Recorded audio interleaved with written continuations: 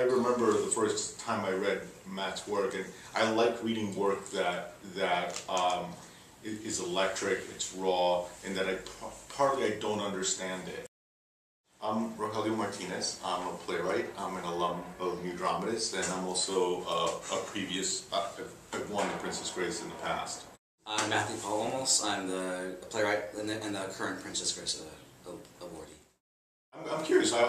Every time I talk to a writer, I always want to know what their writing process is. So, does it feel like it's something that... Well, I think people keep asking for this play because it's based on a real story, but this woman became the chief of police in Mexico when the last person was beheaded and no one wanted the job.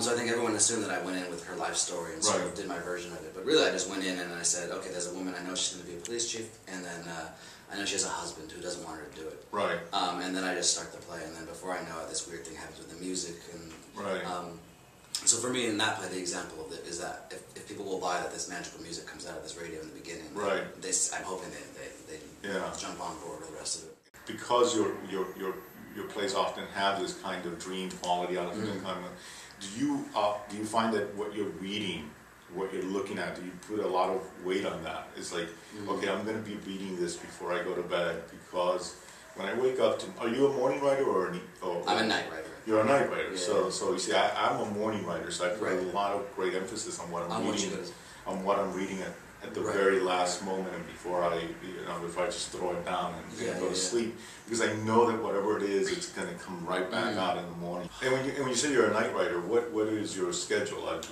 I mean, before when I was working at Lark, I would get home maybe around 7 or 8 unless I had to see a show, and I would just start, and I probably will go till like 1 or 2. And then if I have a deadline coming up, then I might get up earlier, I might do other things, but for the most part, it's starting in the evening and it's going into the night. How do you turn off the day? Because when I get home, I'm comatose. You know, it's like it's hard for me to but again, I wake up at 6 and I am so charged, and it's like this electric charge that just gets slower and slower as the day goes on. I get it. I think during the day, because I'm doing other stuff, I get excited because I'll get an idea, or then I'll definitely write down ideas. I think she does that. I think that's what happens there. And so by the time I get home, I have all these things I want to get down. Right. And I'm actually quite excited to sit down and be like, oh my god, I got this. I know how to do that scene. I know what happens in that scene. You know. What are some influences? What are important plays in your life? A big one was Buried Child. Because I wasn't involved in theater very much. I just got into theater, just discovered it, and I was already like a senior in college. And the plays I read were, they were what they were, but then I read that one and I was like, oh, I didn't know that it could be sort of cool or sort of like, it was a voice. I was like, oh, that's interesting. That feels to me more like me or something. So that was a huge one. I remember with the moment with the leg, when the woman has the leg and is keeping it from them, I was like, oh my god, I didn't know you could. I didn't know you could do all these things in theater. The Princess Grace is one of those defining moments. It's like someone is there, someone recognizes your work, and that's even more important than any kind of monetary value you put on that. And so it was a really, really important event in my life as well. So are you? What are you up to now? I'm just finishing a production. Technically my New York premiere or my New York professional production at La Mama. But what's nice is that it's of the play that I got the Princess Grace for, which I thought was fitting and nice. I don't read plays a lot. I try and go to plays as much as possible.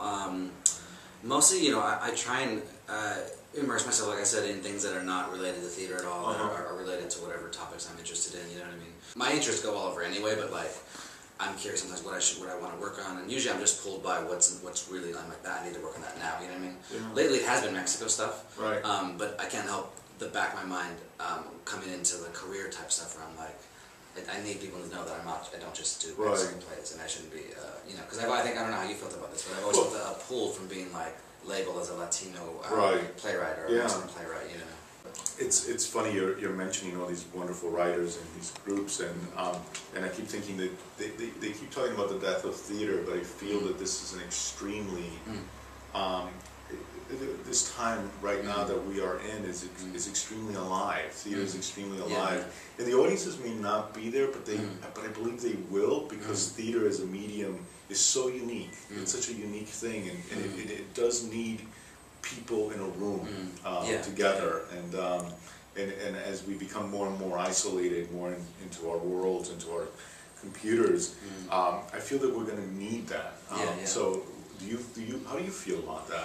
Well, it's because I think you actually asked us at Intar. You said like, why theater? And everyone had their answer, and at the end you were like, I'm surprised no one said like the audience. Right? You know? And then that stuck with me also because I remember thinking like, I think one of the reasons I react to these certain people is because they are using the theater, like they're using all the imagination.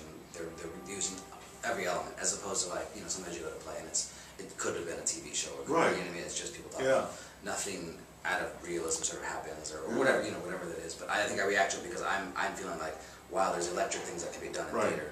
And the hope for me is that if someone were to go see that, they would be like, oh, a play is not this sort of dull thing on 42nd Street where you sort of doze in and out and pretend you liked it, you know what I mean?